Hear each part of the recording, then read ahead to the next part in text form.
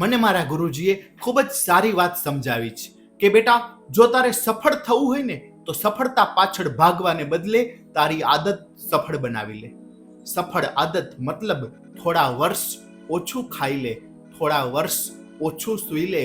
ઓછું ખાવાથી કે ઓછું સૂવાથી કોઈ જ નથી મર્યું, પરંતુ વધારે ખાવાથી કે વધારે સૂવાથી ઘણા બધા ટપકી પડ્યા છે. કહેવાનો મતલબ કે જો તમારે સફળ થવું હોય તો તમારે તમારી આદતો એને તમારે સફળ બનાવવી પડશે. જો તમે અત્યાર સુધી જે કરી રહ્યા હતા એ જ કરશો તો આવનાર સમયમાં પણ એ જ થશે કે જે અત્યાર સુધી થઈ રહ્યું હતું. એટલા માટે જો કંઈક હટકે કરવું હોય, હટકે રિઝલ્ટ જોતું હોય તો તમારે તમારી આદત પણ કંઈક હટકે બનાવવી પડશે. વિડિયો સારો લાગે તો એમને લાઈક કરો અને ચેનલને સબસ્ક્રાઇબ તેમજ ફોલો કરો.